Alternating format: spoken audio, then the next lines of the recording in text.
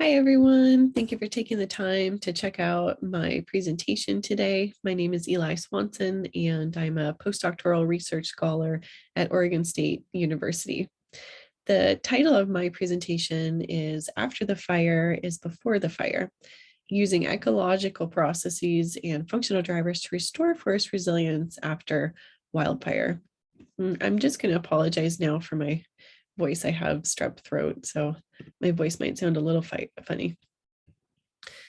The objective of our study was to develop a framework using ecological process and function to guide pre- and post-fire management aimed at restoring adaptive resilience across multiple forest types.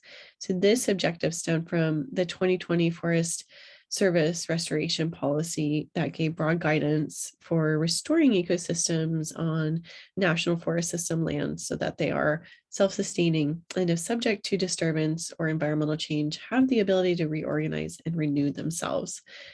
So I just want to highlight those three words: self-sustaining, reorganize, and renew. To a restoration ecologist, these really indicate a passive restoration approach where forests are able to indeed reorganize and renew themselves. So here we have the bear map for the 2020 holiday farm fire in the Willamette National Forest, which is over on the west side of this Cascades.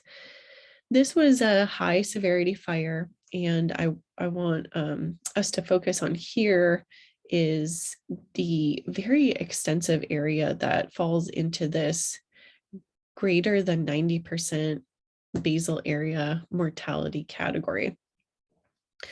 When we look to restore an area, the extent of an area this large makes an active restoration approach unfeasible. And as we get more and more of these high severity fires, active restoration will become extremely resource heavy and very, very challenging.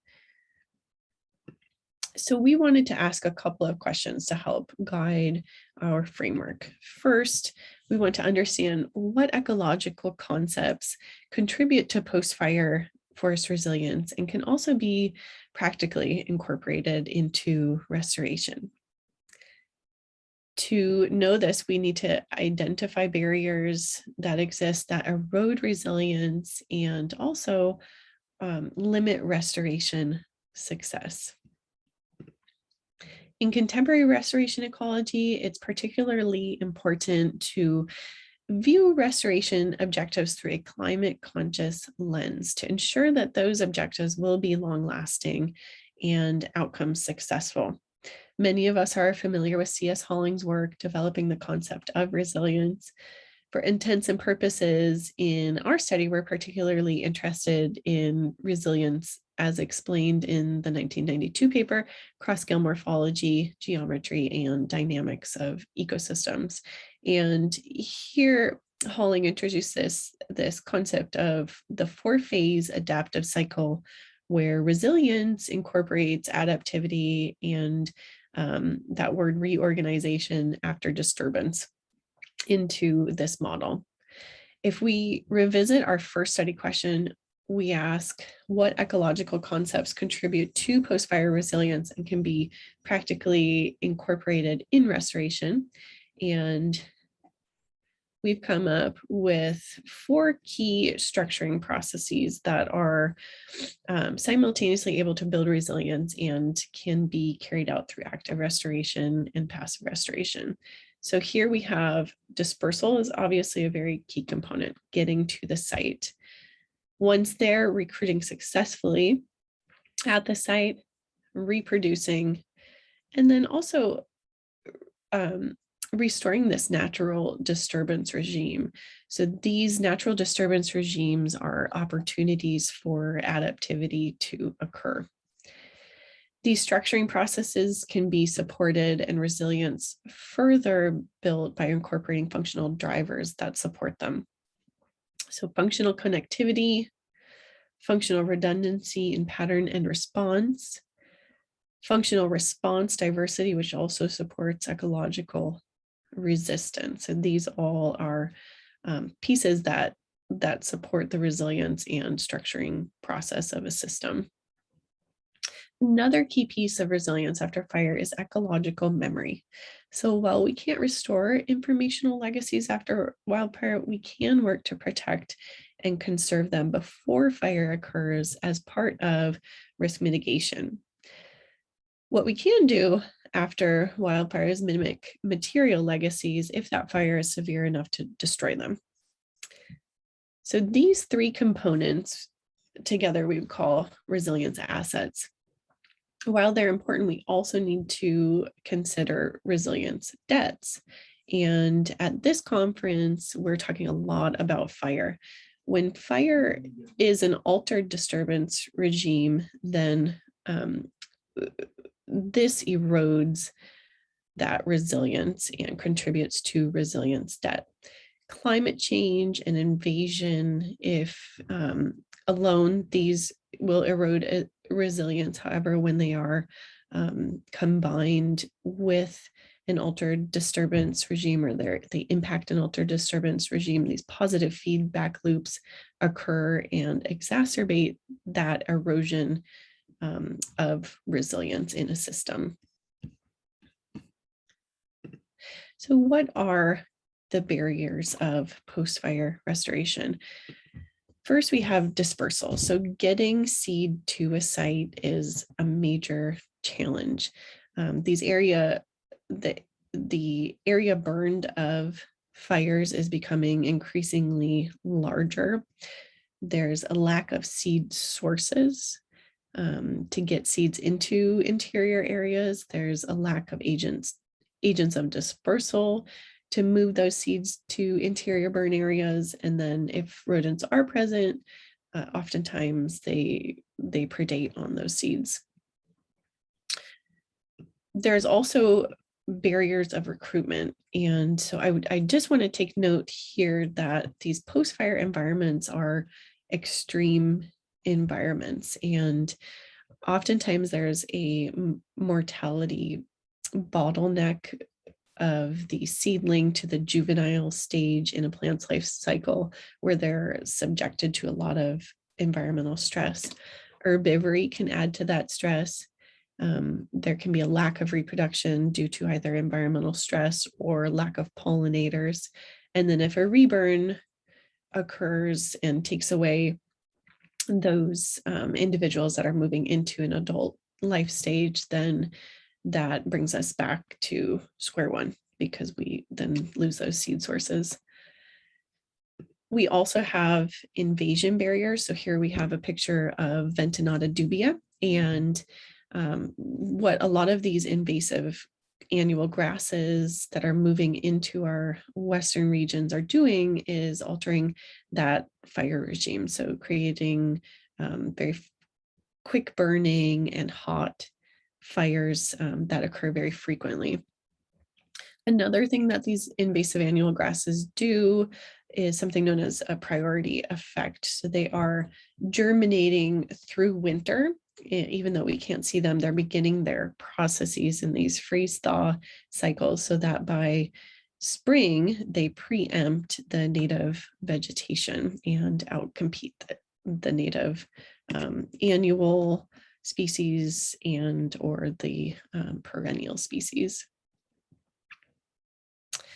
So what ecological processes and function deconstruct these barriers and build resilience? That's what we want to know. Well, that will depend, of course, on the forest type and condition, which really necessitates a flexible and adaptive framework that can be applied across the multitude of forest types that we have in the West. Here's the general conceptual model of our study. And these boxes we are calling fire adaptive restoration packages, or FAR packages, with a starting goal of restoring forest resilience before and after fire. We can design these FAR packages to deliver ecological processes and functions to a restoration site depending on that site's condition and forest type.